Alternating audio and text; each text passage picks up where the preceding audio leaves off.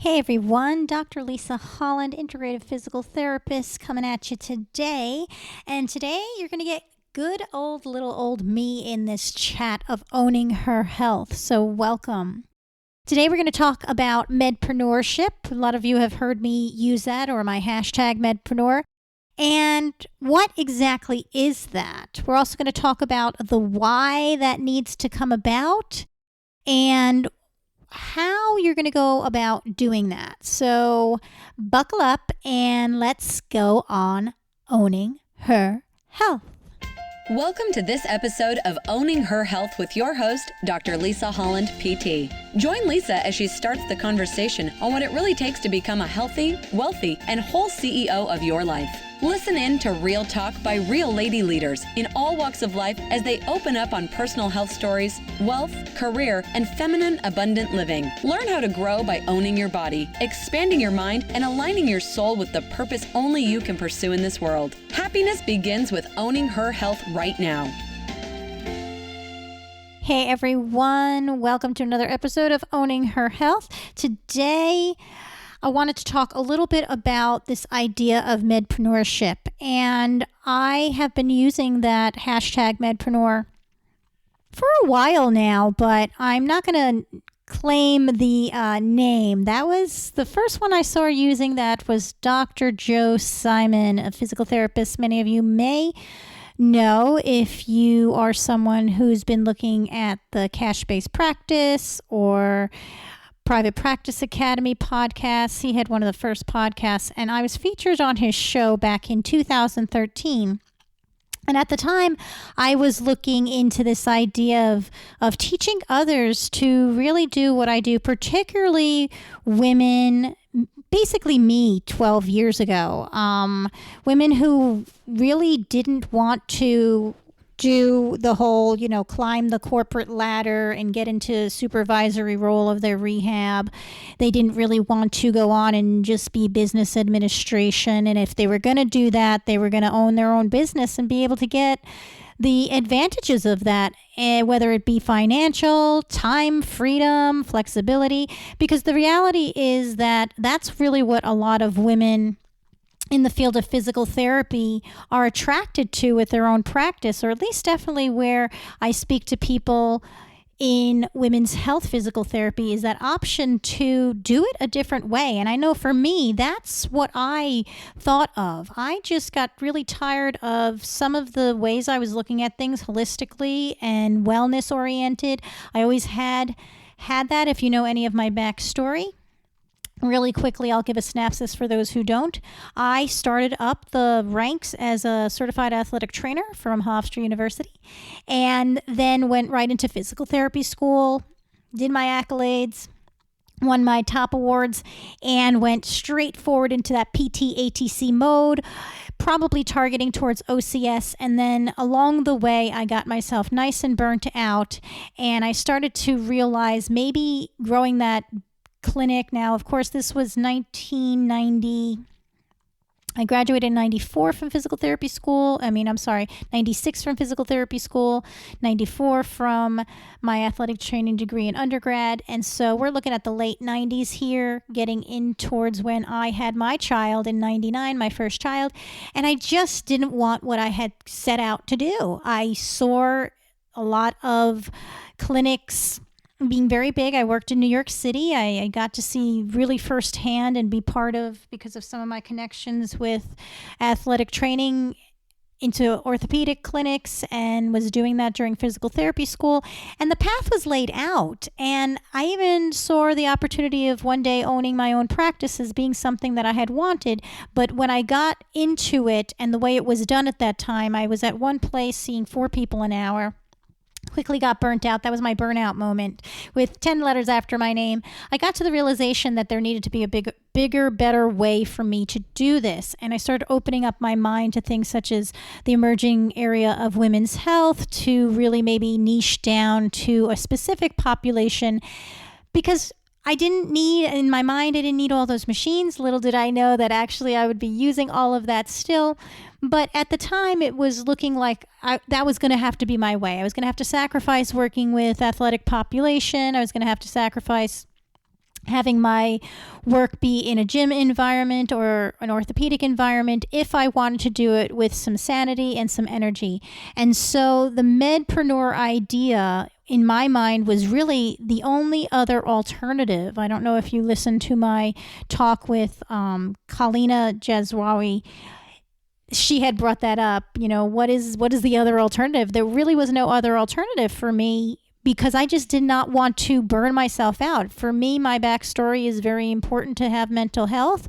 I saw my father suffer from manic depression, bipolar, for many, many years, and go into persistent pain towards the end, and saw people, of course, in work with dealing with anxiety, and worked with my own work with depression. I wasn't going to go there. So what is the Medpreneur? For me, it is someone who takes that entrepreneurial spirit and is a licensed healthcare provider. I think I've broadened that definition a little bit, because I am seeing more and more health providers in general, whether they be licensed coming from traditional medicine or coming from complementary medicines. And now we also have, which I'm glad to be a part of, this growth of the field of yoga therapy and the emergence of the yoga therapists. And the International Association of Yoga Therapists are doing a great job with forming the curriculum for those programs. And being a PT physio yogi per se was how I started using the full holistic model. It's been nice to see how we could bridge build not only with yoga therapists, and they are distinct from yoga teachers, but also with licensed healthcare providers, of which I am one, who utilize yoga into their programs, but don't necessarily work full-time, have not totally abandoned being integrative physical therapists. They have not abandoned that to, quote unquote, be yoga therapists, because there is a little bit of a slight difference in that.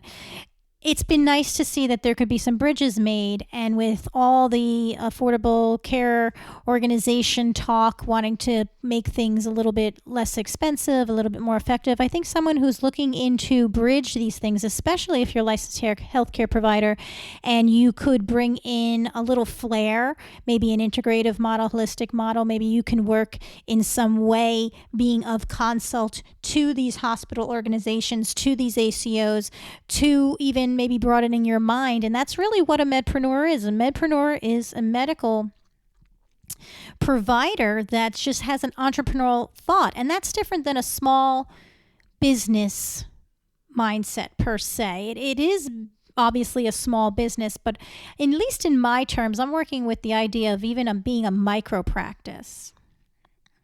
So what is a micro practice? So micro practices are actually businesses that are about 5 people or under. And I think that's a really nice model to think about in terms of going into medpreneurship. Taste a little bit of it. You have low overhead, you have lower risk, and you have big ideas. And I wish I had seen that model. I'm not even sure if it was out there. That's a newer model of business. But in my mind, it was small business or bust. And I went the traditional 1,400 square foot rental and had my staff and my different rooms and had, auxiliary staff. I was working with pregnancy year. So, of course, we had a kids room and the kids room staff, and they helped out a little bit as the aides. And that really, with a young family, was too much. It was too much to think about. And me being a type A go-getter, again, remember I told you I already had an episode or two and some motto here along the way. I realized my holistic health had been taxed with my adrenals for many, many years. I was doing this with 2 kids under the age of 7. And that model just didn't work. And when I went back into it, I walked away for several months. And when I went back into it, I did it a completely different way. I did it the way that now I consult with people on, now I think is the smart way, especially if you have a profile where you want to be flexible, you want to be able to grow in different directions, and maybe be highly, highly creative with the way that you are selling something such as physical therapy or working with your medical practice to see people. So getting back to what the micro practice is now, I think it's more acceptable to understand people are going into solopreneurships. They're doing it. We have enough technology now where you can have that, you don't need the front desk person and then all that big equipment for making the fax machine and making the copies of everything. You can have everything nice and conveniently up in a cloud. You can work very much in a fitness gym, but be working in a much different way than maybe I saw it back in 96 or so, 97, when I was talking about working for that one facility in a New York sports club. I basically didn't even see the people go off with the AIDS. So that was really a one office in that gym place where I really didn't even interact with that. You can actually be the person now working with the people doing things such as strategic partnerships and all of these creative ideas where you can go in and give a percentage of what you're going to make and not necessarily even be having to have an overhead one up of money to even go into the situation. So there's so many ways now between technology and different mindsets finally opening and collaborative strategic partnerships and just being creative and bringing in some other add-ons now that we are allowing for mind body, now that we are allowing for some of these complementary medicines to be accepted and validated, although they have in their traditional countries for hundreds, even thousands of years. We're now integrating these things, and it really, really opens up the market for the medpreneur. So how are we going to do it, and why are we doing it? Well, there's a personal reason, I think, behind everyone's why, and I think that you really need to do that, because if you're just opening it up because you're like, well, everybody does that. That's what everybody does. Well, then you're going to be following what everybody does right to their grave. We have an epidemic right now of very, very sick health leaders. And one of the reasons why I started this podcast is because in the field of women's health, like every other orthopedic area or maybe even neurological, pediatrics, we tend to get attracted to the area that we entered in from. And so many of the practitioners are women who had some trauma and had some treatment that was not very complementary to them being a female versus a male or a little male. And medicine in general was like that. Lo and behold, people who are athletes usually go into physical therapy and become orthopedic or sports clinical specialists along that line. And so now we have a lot of people getting interested, being a woman, understanding some of the things they might hear in school and going straight into pelvic health therapy. But we need to broaden that, and we need to make sure that we have the whole head to toe woman. So I really, really saw that in that area, there's another layer in terms of not having your own practice. And for physical therapy, I think that's a big problem. There are not a lot of women-owned practices, and when they are, a lot of them are going into something such as peds or working in a home care or organizing a home care agency. There are orthopedic, very strong multi-clinic practices, but they're very, very few for women. And I've always sort of looked at that, and having gone through that route, understood why. We need more flexibility. We need flexibility with how we set our schedules week to week, not just flexibility being at our own versus a hospital environment or an outside orthopedic. We need the ability to honor the fact that a lot of times we really want to stay the clinician. We really do not seek the same quote unquote success. And I'm making a bit of a generalization. I'm going to say we as in the people I tend to help, which are the moms, the mompreneur, medpreneur type of people, the people who are looking for maybe a freedom lifestyle. They tend to be the light workers, even if they don't have kids. They're looking to birth a mission. They're looking to, maybe they go really headstrong into education and collecting credentials, not just to be the best therapist, but more to be able to get to a point where they can start teaching those skills to others because they just like to teach. And academia is a funny thing because people who would traditionally go into academia to have that need and that desire fulfilled are not necessarily finding that that's where they want to go now with their career when you're trying to balance working all of that out. It's very demanding now with the doctorate of physical therapy, and I could assume being a medical school physician, teacher, there is a lot called upon you with your time. And then you have your own career and your care of not only your family and your students, but now of your clients. And where are you for yourself? So it's fairly hypocritical to go into a health profession and then say you do not have time to care for yourself.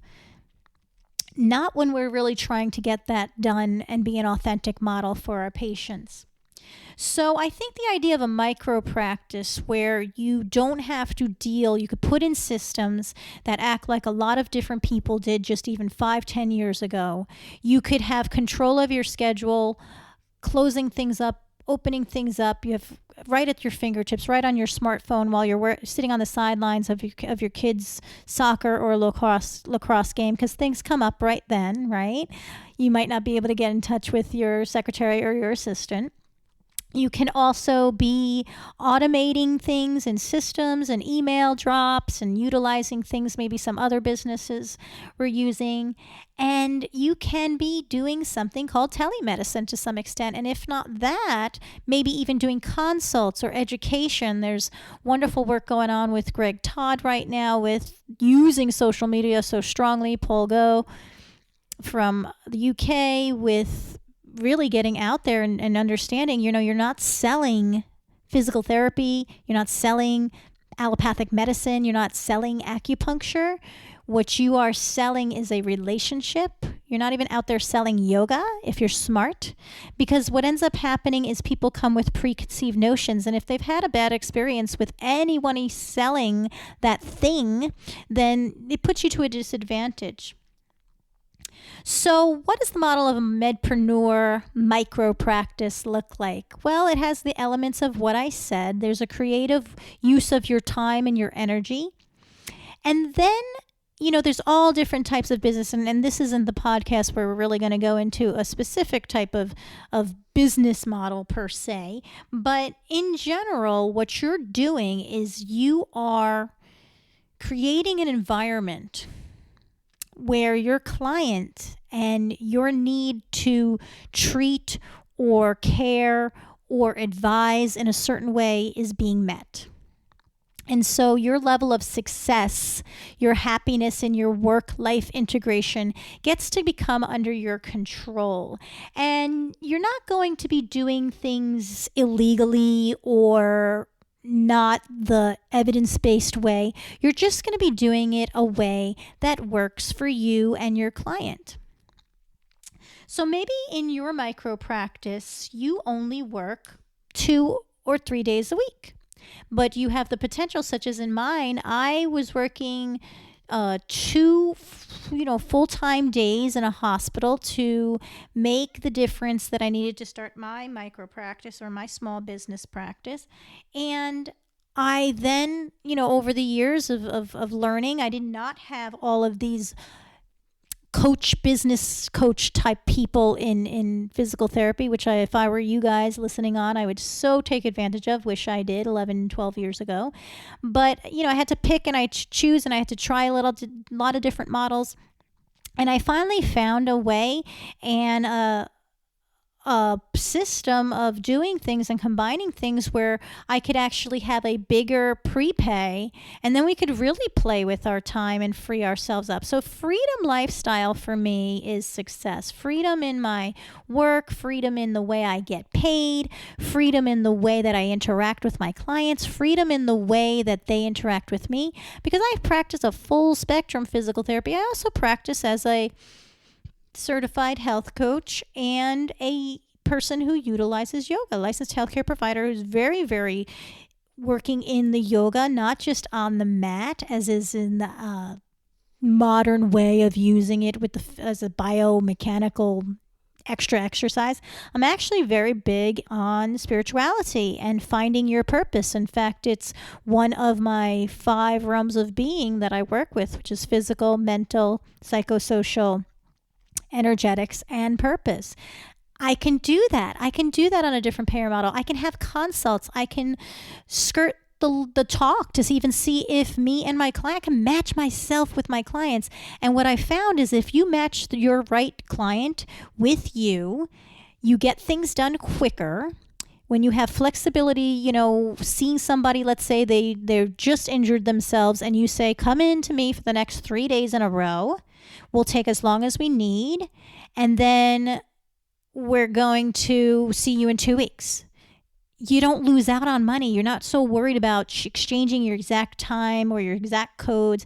That to me is the freedom, and that's the outline of how a micro practice can be. Of course, I'm cash-based. There'd be some differences in insurance, but I don't see a lot of big ones. I still see some of my colleagues taking insurance and being able to, have that steady appointment time, have it work very much like a traditional practice. They just are able to expand their mind to utilizing different ways of getting the work done. So I just wanted to get on and talk a little bit about those ideas. I would love if you have any follow-up questions. We can have an ongoing series eventually on talking about this, and I'm hoping to get a couple of my colleagues that are well-versed in what the Medpreneur really means to be eventual co-hosts for some things and conversations. But if you would like, you can go on to my Owning Her Health page on my website, www.drlisahollandpt.com. Click on the top tabs there. You'll see podcast, blog, and you can put in your comments below. All of the shows are there, as well as on social media. You'll be able to see it hosted on Libsyn.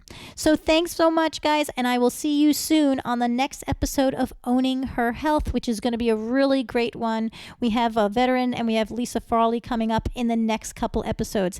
Take care, guys. Be well. Bye. Thank you for listening into this episode of Owning Her Health with Dr. Lisa Holland, PT. To learn more about her personal and professional development service, visit her online at drlisahollandpt.com.